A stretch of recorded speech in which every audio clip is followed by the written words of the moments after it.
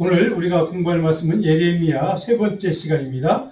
2장 1절로부터 13절 말씀을 오늘 같이 공부를 할 텐데요. 지난주에 우리 같이 나눴던 요절 말씀 먼저 한번 같이 읽고 본문으로 들어가겠습니다. 시편 144편 1절로 2절 말씀입니다. 같이 한번 다시 읽겠습니다. 아마 설교 노트를 제가 보내드리면 그 노트에 있습니다. 같이 읽으시면 좋겠습니다. 나의 반석이신 여호와를 찬송하리로다. 그가 내 손을 가르쳐 싸우게 하시며 손가락을 가르쳐 전쟁하게 하시는도다. 여호와는 나의 사랑이시요 나의 요새이시요 나의 산성이시요 나를 건지시는 이시요 나의 방패시니 내가 그에게 피하였고 그가 내 백성을 되게 복종하게 하셨나이다. 아멘. 하나님이 어떤 존재인가를 너무나도 잘 여러 가지 단어들 이렇게 표현해 준 시편 기자의 말씀이었습니다. 반석이고 사랑이고 요새고 산성이고 건지시는 분이고 또 방패요. 그래서 내가 그에게 피하였다라고 하는 시편의 기자의 하나님에 대한 간증, 이 고백이 오늘 우리에게도 동일한 고백이 되기를 소원합니다. 자, 그렇다면 지난주 우리가 읽었던 마지막 부분 예레미야 선지자에 대한 많은 정치 지도자, 영적 리더들이 또 백성들이 예레미야 선지자를 공격을 했다고 했습니다. 그의 생명을 뺏어가려고 그렇게 했다고 했습니다. 실제 왜 그렇게 했을까? 우리가 지난주에 살펴본 말씀은 하나님 백성들에 대한 하나님의 심판, 선고를 예언하고 선포하는 그의 메시지 때문에 예레미야 선지자를 사람들이 죽이려고 이렇게 쫓아다니는 그런 생명을 뺏어가려고 하는 그런 상황이었다. 그런 상황 가운데 예레미야 선지자에게 주셨던 하나님, 당신의 종이었던 이 예레미야 선지자에게 주신 약속의 말씀은 무엇이었는가? 제가 몇 가지로 설명을 드렸습니다. 어떤 수단과 방법을 다 동원해서 그들이 너를 죽이려고 핍박하고 너를 쫓아다닌다 할지라도 그래서 내가 잠깐 동안은 고통당하고 아픔당하고 또 절망할 때도 있겠지만 그러나 그 원수 대적들은 결코 너를 해할 수가 없을 것이다. 내가 항상 너와 함께하고 너를 지켜주기 때문에 너를 그들이 결코 해하지 못할 것이다. 그러므로 너는 결코 어떤 상황이 벌어져도 어떤 공격이 있어도 어떤 핍박이 있어도 두려워하거나 염려하지 말라. 하나님이 동행하심, 하나님이 함께하심, 하나님이 보호하심에 대한 철저한 이 약속을 믿고 하나님만을 신뢰했던 예레미야는 자기를 죽이려고 하는 사람들 향해서 담대하게 하나님의 말씀을 선포할 수 있었다는 것을 우리는 배웠습니다. 그의 피난처가 되시고 요새가 되시는 그의 보호자가 되시는 그 강력한 하나님의 동행하심에 대한 약속, 이 약속을 붙들었던 예레미야. 자, 그렇다면 하나님은 우리 인간에게 이런 약속, 보호하심과 돌보심에 대한 약속을 주시는데 도대체 왜 어떨 때 그런 약속을 주시는가? 오늘 보면 2장으로 넘어가면 1절로 3절에 보면 하나님이 어떤 때 우리들에게 그런 반석이 되시는 또 하나님이 구원자가 되어주시는 이 약속의 말씀을 주시는 것을 우리가 볼 수가 있습니다. 오늘 본문 예레미야 2장 1절로 3절을 우리 같이 한번 읽어봅니다. 예레미야 2장 1절로 3절 말씀 같이 한 목소리로 천천히 성경을 이렇게 붙들고 같이 읽겠습니다. 여호와의 말씀이 내게 임하니라. 이르시되 가서 예루살렘의 귀에 외칠지니라. 여호와께서 이와 같이 말씀하시기를 내가 너를 위하여 내 청년의 때 인애와 내 신혼의 때 사랑을 기억하노니 곧 씨 뿌리는 못한 땅 광야에서 나를 따랐습니다. 이스라엘은 여호와를 위한 성물 곧 그의 소산 중 첫 열매이니 그를 삼키는 자면 모두 벌을 받아 재앙이 그들에게 닥치리라. 여호와의 말씀이니라. 아멘. 자, 이스라엘 백성들이 그런 약속의 말씀을 주실 때 어떨 때 주시는가? 오늘 보면 2절에 예레미야 2장 2절입니다. 예루살렘의 귀에 외칠지니라. 여호와께서 이와 같이 말씀하시기를 예레미야 선지자에게 지금 하나님의 말씀을 대언하도록 선포하도록 이렇게 지금 하나님이 말씀을 주시는 이야기입니다. 어떤 내용을 선포하라고 하시는가? 내가 너를 위하여 내 청년의 때 인애와 내 신혼 때의 사랑을 기억하노니. 자, 하나님께서 이스라엘 백성들에게 약속의 말씀을 주실 텐데 어떤 때를 하나님이 생각하시고 그 말씀을 약속을 주시는가? 내 청년의 때, 그러니까 이스라엘 백성들 조상들입니다. 그 믿음의 조상들 선조들의 청년의 때, 아마 그러니까 하나님과의 초창기 그 관계이겠죠. 그 청년의 때 인애라는 단어가 있습니다. 인애는 헤세드, 긍휼이라는 단어입니다. 그들 안에 있던 하나님을 향한 긍휼의 마음, 또 하나님이 그들에게 베풀어 주신 긍휼의 그런 사랑, 뭐 이런 걸 포함해서 그들에게 있었던 인애가 있었고, 또 내 신혼의 때 사랑을 기억하노니, 내 신혼의 때 아마 하나님과의 첫사랑이겠죠. 그 신혼의 때, 그때 너희가 가졌던 사랑을 기억한다. 그러니까 그들에게 있었던 긍휼과 사랑을 하나님이 뭐 하신다고요? 기억하시고, 그 기억 때문에 그들에게, 이스라엘 백성들에게 하나님이 그들의 반석이 되어주시고, 그들의 구원자가 되어주시고, 그들의 피난처가 되어주시겠다고 약속을 주셨다, 이런 얘기입니다. 그러니까 하나님이 그들의 인애와 그들의 사랑을 기억하시고 그것을 되새기시고 그들에게 그런 약속을, 보호자가 되어주시는 축복의 약속을 이렇게 해주셨다 하는 겁니다. 2절의 마지막에 보니까 그들의 이스라엘 백성들의 조상들, 바로 그 선조들, 물론 모세 때 이야기입니다. 모세의 인도를 받아서 출애굽했던 그 선조들, 믿음의 사람들을 어떤 사람들이었는가 하나님이 이렇게 평가합니다. 그 광야에서 나를 따랐음이니라. 그 광야의 삶 속에서, 광야라는 그들의 삶의 지경에서도 그들은, 이스라엘 백성들은 나를, 하나님의 말씀을 순종하고 따랐다, 이제 이런 얘기입니다. 그것 때문에 그들에게, 그 조상들에게, 믿음의 조상들에게 내가 피난처가 되어주시고 내가 그들을 구원하는 반석이 되어주겠다고 약속을 하셨다, 이런 이제 말씀입니다. 자, 한마디로 얘기하면 2절의 내용은 과거 이스라엘 백성들과 하나님 사이의 관계가 정말 좋았던 관계, 말씀에 대한 믿음이 있었고 순종이 있었던 관계. 자, 그때 이스라엘 백성들이 무엇이 있었는가? 오늘 두 가지로 2절에는 설명하고 있습니다. 인애와 신혼 때의 사랑. 이 두 가지가 있었기 때문에 그것을 내가 기억하고 그들에게 내가 약속을 주었다. 축복에 그들의 보호자가 되겠다. 동행해 주겠다라고 하는 약속을 주셨다. 이런 얘기입니다. 자, 신명기 6장 4절로 5절을 보면 출애굽을 다 마친 다음에 이제 이 모세가 가나안 땅에 들어가기 직전, 가나안 땅을 바라보면서 이스라엘 백성들에게 남긴 마지막 고별 선교의 내용이 신명기 전체 내용인데 6장 4절로 5절에 이런 말씀을 권면하고 있습니다. 같이 읽어볼까요? 이스라엘아 들으라, 우리 하나님 여호와는 오직 유일한 여호와이시니 너는 마음을 다하고 뜻을 다하고 힘을 다하여 내 하나님 여호와를 사랑하라. 너는 마음을 다하고 뜻을 다하고 힘을 다하여 내 하나님 여호와를 사랑하라. 이것이 너희들이 끝까지 지켜야 될 믿음의 행위다 라고 하는 것을 이렇게 모세가 마지막으로 권면하고 있습니다. 자, 이 말씀을 그대로 이어받아서 예수님이 신약시대에 예수님 마가복음 12장 29절 30절을 보니까 이렇게 기록하고 있습니다. 마가복음 12장 29절로 30절 같이 읽습니다. 예수께서 대답하시되 첫째는 이것이니 이스라엘아 들으라, 주 곧 우리 하나님은 유일한 주시라. 내 마음을 다하고 목숨을 다하고 뜻을 다하고 힘을 다하여 주 너의 하나님을 사랑하라. 자, 동일한 말씀을 지금 모세의 권면의 말씀과 예수님 여기서 인용했던 말씀, 동일한 말씀입니다. 자, 하나님을 사랑하라. 왜? 모세의 인도를 받았던 그 광야의 삶을 살았던 너희 조상, 믿음의 조상들은 바로 그 광야의 삶에서도 하나님 말씀 앞에 순종했던 삶을 살았고, 그리고 하나님을 목숨처럼 사랑했던 그 믿음의 사람들이었다. 그래서 너희들도 그런 하나님을 사랑하는 삶을 살아라, 이렇게 말씀하고 있습니다. 자, 그렇다면 모세가 이렇게 권면하는 이스라엘 백성들, 믿음의 조상들, 바로 그들의 삶의 자리, 삶의 지경이 지금 어떤 곳입니까? 광야라고 되어 있습니다. 광야. 여러분 설교 때 제가 적어놨는데 광야는 미드바르란 사막, 데저트입니다. 오직 뭐 돌이나 모래나 뭐 이런 것밖에 보이지 않는 생명체라고는 없는 그런 장소입니다. 그래서 소망이 없는 장소이기도 하고 그래서 절망밖에 남아있지 않은 장소이기도 합니다. 자, 그런데 제가 몇 번 말씀을 드린 적이 있는데 이 광야 미드바르라는 단어의 히브리 단어의 명사형의 원형이 어디서 왔냐면 다바르, 하나님이 말씀하신다는 히브리 동사 다바르에서 왔다는 사실, 파생된 명사라는 사실입니다.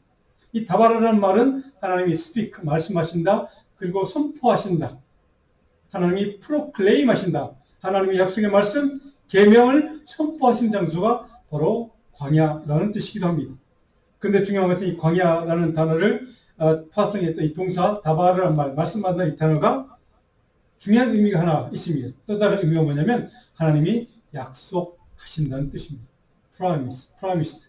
하나님이 이스라엘 백성들에게 내 말에 청중하고 순종하고 따르면 너에게 이런 복을 줄 거야 라고 하는 하나님의 약속의 말씀을 주시는 장소가 어디라고요? 광야라는 뜻입니다.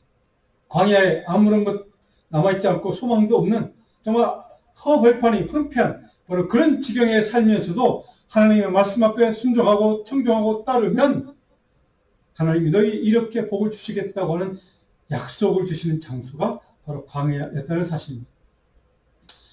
왜 이스라엘 백성들 광야에서 하나님의 말씀 계명을 그렇게 하나님이 기억하신 만큼 그 말씀 앞에 순종하고 따르고 그 말씀대로 실천하며 하나님을 사랑했을까?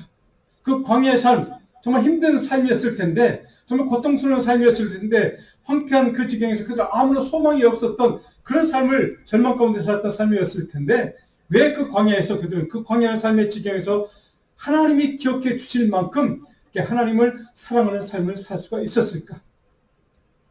그들은 그 광야에서 절망밖에 없었고 그들에게는 아무런 미래가 있지 않은 소망이 없는 그런 절망의 장소이긴 했지만 그곳에서 그들에게 유일하게 한 가지 가지고 있었던 것 하나, 그것은 열정을 다해서 하나님을 사랑하는 마음, 하나님을 사랑하고 하나님에 대한 헌신과 하나님의 약속의 말씀 계명의 그 율법에 대한 순종의 믿음이 그들에게는 있었기 때문에 아무런 소망도 없었고 정말로 허벌판 황폐한 그 광야라는 삶을 살아가는 그런 삶의 어려운 순간에도 그들은 바로 이 뜨거운 열정적인 하나님 말씀에 대한 순종과 사랑 때문에 그들은 바로 하나님이 기억해 주실 만큼 바로 하나님을 사랑했고 하나님 앞에 충성했고 하나님 앞에 헌신했던 믿음의 삶을 살았다는 사실입니다.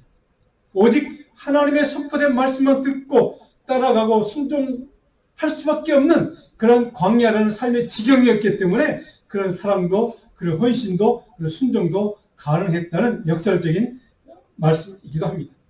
아무것도 바라볼 수 있는 것이 없었기 때문에 소망할 수 있는 것, 그들이 믿고 의지하고 따를 수 있는 것이 아무것도 없었던 그런 광야라는 삶의 지경, 환경이었기 때문에 그들은 반대로 오직 하나님의 말씀 앞에 순종하고 하나님만을 사랑할 수밖에 없는 그런 광야라는 삶이 오히려 그들에게는 복이 되었다는 뜻이기도 합니다. 그런 삶을 살았던 그들에게 하나님은 그 광야의 40년 동안 우리가 잘 아는 것처럼 어떤 이적과 기적들을 그들에게 보여주십니까? 그 이스라엘 백성들 선조들에게 보여주셨던 하나님의 베풀어 주셨던 은혜 사건들, 우리가 기억하고 있는 40년 동안 많은 사건들이 있습니다. 만나와 메추라기 사건이 있습니다. 출애굽기 16장에 기록되어 있고요. 반석을 쳐서 물을 낸 사건, 목마른 그들을 바로 그 목을 축여주었던 그런 출애굽기 17장에 기록된 사건, 그리고 불기둥과 구름기둥으로 그들을 인도해 주시고 그들을 보호해 주시고 그들을 지켜주셨던 사건, 민수기 14장에 있는 사건, 그 많은 기적들 사건들 가운데서도 가장 중요한 사건이 하나 있습니다. 뭡니까? 출애굽기 34장 28절에 있는 십계명을 돌판에 새겨줬던 그 시내산에서 새겼던 그 사건. 그래서 출애굽기 34장 28절에 보면 이렇게 기록이 되어 있습니다. 제가 읽어봅니다.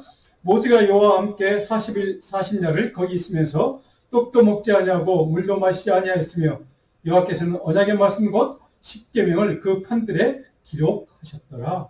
바로 이것이 가장 중요한 이스라엘 백성들에게 보여줬던 하나님의 축복의 약속의 어떤 징조들, 사인이었고 바로 그런 하나님의 기적이기도 했습니다.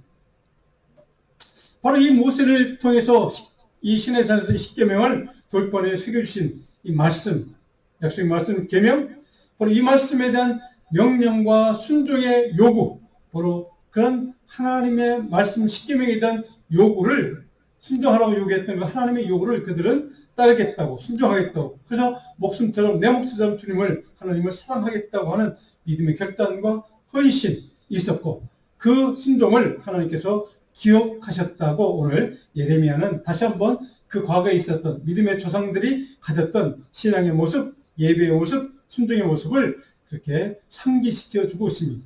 그러므로 지금 이 시대를 살아가는 너희들도 이 삶의 지경, 어려움의 삶의 지경, 바벨론이 너희들을 지금 우리나라를 멸망시키려고 좀 공격하려고 쫓아오는, 물론 아수르란 나라도 우리를 공격했고, 그래서 우리나라가 지금 멸망 직전에 있는 이 위기 상황 가운데 우리의 조상들처럼 광야라고 하는 그 허벌판, 황폐했던 그 곳에서도 우리 조상들은 오직 하나님 말씀과 순종의 믿음과 하나님을 향한 뜨거운 열정적인 사랑 때문에 그들이 살았던 것처럼, 그것을 하나님이 기억해 주시고 그들에게 복을 주셨던, 약속해 주셨던 그들의 삶의 모습처럼 오늘 이 순간 우리도, 너희들도 그런 순종의 삶, 하나님을 향한 열정적인 사랑의 삶을 살기를 원한다. 이것이 하나님의 뜻이다라고 하는 것을 바로 이 예레미야는 그들에게 요구하기 위해서, 그들 요청하기 위해서 이런 과거의 사건을 이렇게 기록하고 있습니다.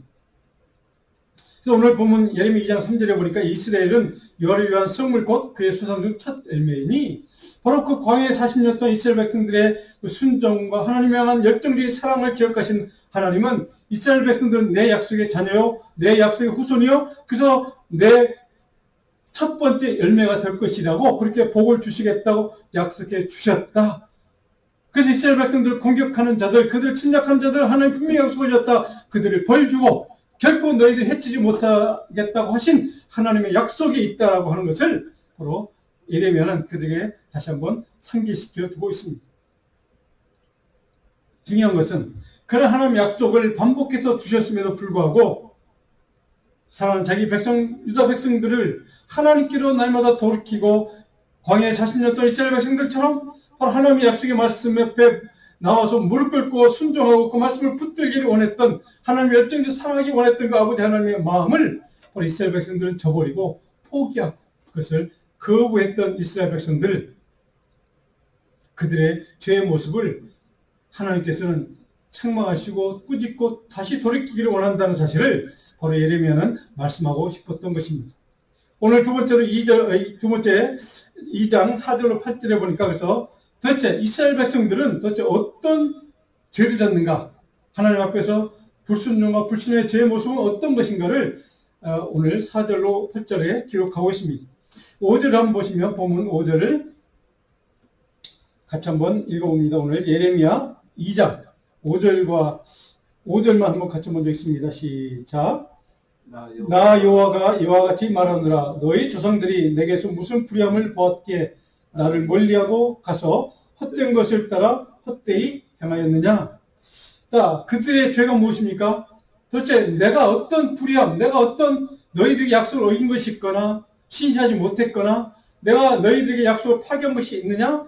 도대체 내가 어떤 의롭지 못한 것이 있었기에 너희들이 나를, 그들의 죄는 뭐냐? 멀리했고, 이스라엘 백성 조상들의 믿음과는 달리 그 광야의 40년 시기가 끝나고 난 다음에 가나안 땅에 정착해 들어가서 산 이후에 이스라엘 백성들은 하나님을 멀리 떠났다는 것입니다. 그리고 두 번째로 가서 헛된 것을 따라 헛되이 행했다. 이 헛된 것은 위에 나오겠지만 우상을 숭배하는 죄를 뜻하는 단어이기도 합니다. 헛된 것을 숭배하며 예배하며 헛되이 행했다. 그러니까 아무런 쓸모없는, 유익하지 않은 그런 신들을 숭배하고 예배하고 그런 신들에 대한 제사를 드리는 헛된 예배를 너희들은 드리고 있구나 라고 하는 책망의 말씀이기도 합니다. 자, 그런데 아까 앞에 우리가 2절로 3절에 보았던 이스라엘 백성들 선조들, 믿음의 조상들은 바로 어떤 삶을 살았는가? 너희와는 다르게 6절에 보면 그들이 선조들입니다. 우리를 애굽 땅에서 인도하여 내시고 광야 곧 사막과 구덩이 땅, 건조하고 사망의 그늘질 땅, 사람이 그곳으로 다니지 아니하고 그곳에 사람이 거주하지 아니하는 그 땅을 우리가 통과하게 하시던 여호와께서 어디 계시냐고 말하지 아니하였도다. 그들은 그렇게 광야의 삶을 살고 힘들고 고통스러운, 그래서 만나와 메추리알 기를 먹어야만 살 수 있었던, 반석에서 나오는 물을 마셔야만 살 수 있었던 그들이었지만, 그럼에도 불구하고 그들은 그 광야의 삶을 살면서도 이 땅, 광야의 땅을 통과하게 하시던 여호와가 도대체 어디 있냐? 그러니까 하나님에 대한 불신앙과 불순종과 하나님 믿지 못하는, 신뢰하지 못하는 그런 모습은 없었다 하는 것입니다. 물론 우리가 아는 것처럼 시내산 하나님 말씀을 받으러 갔던 모세가 없을 때 그 형 아론과 더불어서 많은 사람들이 송아지, 금송아지를 만들어 놓고 우상을 섬겼던 그 모습이 물론 우리가 알고 있습니다. 그런 일부의 사건, 그런 불순종, 불신앙의 사건, 이런 것들이 물론 몇 가지 있었지만 그 광야 40년 동안 그 광야의 삶을 지나가는 동안 이스라엘 백성들, 너희 조상들은 그 광야의 힘든 시간을 통과하면서도 하나님이 어디니? 라고 말하지는 않았다는 것입니다. 그런데 너희들은 지금 하나님이 어디 있어? 하나님에 대한 불신앙, 또 하나님에 대한 신뢰하지 못하는 그런 예배하지 못하는 모습, 그런 것들을 지금 예레미야가 지금 책망을 하고 있는 구절이 바로 6절의 내용이랍니다. 자, 그런 지금 예레미야 시대의 이스라엘 백성들, 하나님의 백성 자녀였던 그들의 구체적인 죄의 모습을 8절에 보면 예레미야는 이렇게 지적을 하고 있습니다. 8절을 같이 한번 읽어볼까요? 제장들은 여호와께서 어디 계시냐 말하지 아니했으며 율법을 다루는 자들은 나를 알지 못하며 관리들도 나에게 반역하며 신자들은 바알의 이름으로 예언하고 무익한 것들을 따랐느니라. 지금 너희의 영적 리더들, 율법을 다루는 자들은 나를 알지 못했고 제장들, 영적 리더들은 하나님 그때 어디 계시냐라고 지금 하나님에 대한 철저한 무시와 하나님에 대한 불신앙이 지금 제사장들, 종교 지도자들의 모습이고, 동시에 관리들은, 정치 지도자들은 나에 대해서, 하나님에 대해서 반역을 하고 있고, 천자들, 예언자들은 바알의 이름으로 예언하고 있는 무익한 것들을 따르고 있는 모습, 바로 이것이 너희의 지금 현 주소다라고 하는 것입니다. 그러니까 정치 지도자나 영적 리더나 많은 백성들이, 좀 천자들, 예언자들이 좀 우상을 섬기거나 하나님을 무시하거나 하나님을 떠났거나 동시에 바로 하나님을 거역하는, 그래서 헛된 것만을 쫓아 추구하는, 자기 욕망을 충족시켜 줄 것을 믿고 그들 예배하는 그 우상, 바알신만을 섬기는 그들의 죄의 구체적인 모습을 예레미야서는 이렇게 지적을 하고 지금 있는 것입니다. 그들의 삶이 현재 지경에서 광야 시대보다는 나은, 그래도 그들은 집이 있고 몸을 땅이 있고 가족이 있는 그런 광야의 시대보다 훨씬 나은 삶의 조건을 살아가면서도 그들은 이렇게 좀 하나님을 철저히 무시하고 불신앙하고 불순종하고 그리고 철저하게 바로 우상만을 섬기는 그들의 죄의 모습, 이것을 예레미야 선지자는 좀 지적하고 싶은 것입니다.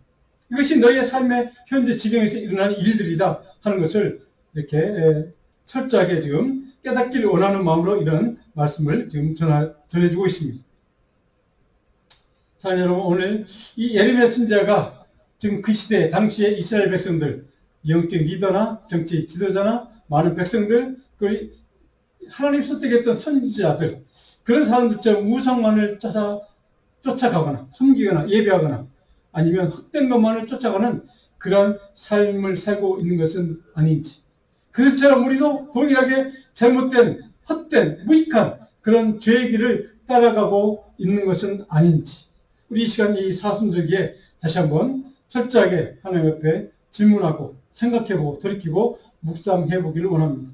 하나님, 내 삶의 가운데 내 삶의 일부분이라도 그런 이스라엘 백성들이 지금 범하고 있는 그 죄들, 예레미야 선지자를 통해서 우리에게 지적해주고 있는 그 죄의 모습이 내게는, 우리 교회에는, 우리 영적 리더에게는 없는지 다시 한번 철저하게 회개하고 돌이키고 하나님 앞에 묵상하며 그런 통회하며 자복하는 그런 절기가 되기를 간절히 소원합니다.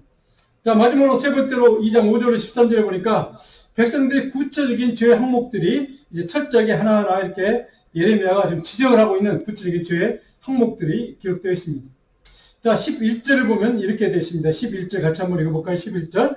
어느 나라가 그들의 신들을 신 아닌 것과 바꾼 일이 있느냐? 그러나 나의 백성은 그의 영광을 무익한 것과 바꾸었도다. 하나님을 무익한 우상과 바꿔버렸다는 뜻입니다. 창조주 하나님, 그들의 광야 40년 동안 그 아무것도 없는 광야의 허벌판에 살면서 그 순조들을, 주상들을 그 말씀을 주시고 생명의 권능과 말씀을 주시고 그것을 순종하면 철저하게 너희를 지키고 보호하고 반석이 되어 주시겠다고 하셨던 그 약속을 주셨고 주셨을 뿐만 아니라 그것을 순종하는 그들에게 지켜주셨던 그 하나님, 그 능력의 하나님, 권능의 하나님을 그들은 헛된 신, 바알신, 우상과 세상의 욕망과 바꾸어 버렸다고 이렇게 책망하고 있습니다. 두 번째 그들의 죄의 내용을 13절은, 오늘 13절 본문 2장 13절은 두 가지로 이렇게 표현하고 있습니다. 13절, 2장 13절 같이 읽습니다. 내 백성이 두 가지 악을 행하였나니 곧 그들이 생수에 군원되는 나를 버린 것과 스스로 웅덩이에 판 것인데 그것은 그물을 가두지 못할 터진 웅덩이들이니라. 두 가지 악을 행했다. 특별히 내 백성이 행했던 그리고 이스라엘 백성들이 했던 두 가지 악이 무엇인가? 첫 번째, 생수의 근원이 되는, 생명의 근원이 되시는 하나님을 버렸다는 것입니다. 하나님을 버렸다. 하나님을 신뢰하고 예배하는 믿음의 자리를 그들은 떠났다는 것입니다. 그리고 두 번째로 그들의 죄가 무엇인가? 스스로 웅덩이를 팠다. 어떤 웅덩이인가? 하나님 외에 다른 우상을 숭배하는 웅덩이. 그러니까 우상 숭배라는 잘못된, 거짓된 절망의 웅덩이를 그들은 스스로 파서 그 안에 빠지고 말았다는 뜻입니다. 그러니까 웅덩이라는 표현을 우리가 생각해보면 어둠의 장소라는 뜻입니다. 그 절망밖에 없다는, 소망이 없는 장소. 그 웅덩이를 너희가 스스로 팠다는 것입니다. 그리고 스스로 그 안에 들어가서 그 웅덩이 안에서 하나님 없이 절망과 좌절과 죽음과 같은 삶을 살고 있는, 그래서 미래 멸망당할 수밖에 없는 그런 삶을 초래한 것이 바로 너희들 자신이다 라고 하는 이 두 가지 죄에 대해서 철저하게 지금 지적을 해주고 있습니다. 그래서 23절 맞아 보니까 그 웅덩이는 그 그물을 가두지 못할 터진 웅덩이. 한마디로 얘기하면 아무런 효력도 도움도 너희들에게 유익을 가지다 주지 못하는 아무런 쓸모없는 무익한 우상을 섬기는 것뿐이다. 그 결말은 결국 웅덩이, 절망과 좌절과 스스로 멸망당하는 그 자리일 뿐이다 라고 하는 것을 이렇게 지금 표현하고 있습니다. 오늘 저와 여러분의 삶의 자리에서 우리가 철저하게 선택하고 따라가야 될 길, 주님의 길, 말씀의 길, 믿음의 길은 어떤 길입니까? 우리 삶의 모든 순간마다 오직 하나님과 그리고 하나님의 말씀, 복음을 우선순위로 삼고 순종한 자리로, 믿음의 자리, 그 말씀을 따르는 자리로 우리가 나아가야만 한다는 사실. 이것이 오늘 이 사순절기에 철저하게 하나님 앞에서 다시 한번 믿음으로 결단하기를 간절히 소원합니다. 그리고 두 번째로 하나님의 말씀을 늘 깊이 묵상하고 그 말씀 앞에 항상 순종하는 믿음으로 살아가는 것이 필요합니다. 그것이 광야 40년 동안 이스라엘 백성들이 그래도 하나님 앞에서 그들을 기억하시고 그들을 복주시겠다고 약속하셨던, 그리고 그들을 보호자가 되시고 그들을 지켜주시고 반석이 되어주셨던, 피난처가 되어주셨던 바로 그 이유가 바로 그들의 그런 말씀 앞에 순종하는 믿음이 있었기 때문입니다. 예레미야는 오늘 그들의 이스라엘 백성의 죄를 지적하면서 과거에 40년 이스라엘 백성들이 하나님 앞에 보여주었던 그 순종의 자리, 믿음의 자리로 다시 돌아오기를 간절히 지금 갈망하고 소원하고 간구하고 있는 이 예레미야 선지자의 마음을 오늘 저와 여러분들이 다시 한번 깨닫기를 소원합니다. 세 번째로 하나님 말씀과 주님의 뜻이라면 그 어떤 것도 거역하거나 대적하지 않아야 한다는 사실을 오늘 이 말씀은 우리에게 가르쳐주고 있습니다. 다른 말로 하면 그 어떤 사소한 것일지라도 우상의 길, 우상에 속한 것이라면 그 모든 것 철저하게 단절하고 떠나고 오직 주님이 복음이 제시하시는 영원한 생명의 길, 구원의 길을 그 길만을 쫓아 사는 삶이 우리에게 필요하다는 사실입니다. 그래서 이런 삶을 살기로 결단하면서 하나님의 영원한 은혜의 길로 나아가는 것, 복된 주님의 제자들로 살아가는 저와 여러분의 삶이, 우리 자녀의 삶이 될 때 이스라엘 백성들에게 40년 광야의 삶을 인도하셨던 하나님이 목마른 그들에게 물을 주시고, 좀 낮에 그 뜨거운 햇빛 때문에 밤에 그 추운 사막의 그 추운 그 기온 때문에 정말 죽어갈 뻔했던 그들을 구름기둥과 불기둥으로 보호하셨던 그 하나님, 먹을 것이 없어서 굶어 죽으려고 했던, 죽을 수밖에 없는 그런 광야에 정말 절망적인 삶을 살았던 그들에게 만나와 맷줄을 주시고 그들을 먹여주시고 살려주시고 그들을 보호하시고 지켜주셨던 그 하나님, 그 하나님의 은혜와 축복과 인도하시는 그 보호하시는 그 길로 나아가는 그 믿음의 결단이 이 사순절기 동안 저와 여러분에게 또 우리 자녀들에게 충만하게 임하기를 다시 한번 간절히 축원합니다. 그 믿음의 길을 결단할 때 하나님께서 그들에게 복 주신 이스라엘 백성들의 광야 40년의 복처럼 우리의 삶에도 그런 하나님의 놀라운 은혜와 복으로 충만하게 채워주실 줄 믿습니다. 오늘 요절 말씀 신명기 10장 12절로 13절 말씀입니다. 신명기 10장 12절로 13절 여러분 설교노트에 있습니다. 같이 한번 말씀 읽어봅니다. 이스라엘아, 내 하나님 여호와께서 내게 요구하신 것이 무엇이냐? 곧 내 하나님 여호와를 경외하며 그의 모든 도를 행하고 그를 사랑하며 마음을 다하고 뜻을 다하여 내 하나님 여호와를 섬기고 내가 오늘 내 행복을 위하여 내게 명하는 여호와의 명령과 규례를 지킬 것이 아니냐? 아니. 내 행복, 내 복된 삶을 위하여 내게 명하는 하나님의 명령, 하나님의 율법, 그 말씀 앞에 나와서 예배하고 순종하고 믿음으로 따르는, 그래서 하나님을 진정으로 경외하는 모든 하나님을 사랑하는 그 마음, 하나님의 뜻을 순종하는 그 마음, 하나님만을 섬기는 그 믿음, 그 믿음의 자리로 저와 여러분 다시 한번 온전히 서는 이 복된 사순절기가 되기를 축복하고 기도합니다. 기도하겠습니다.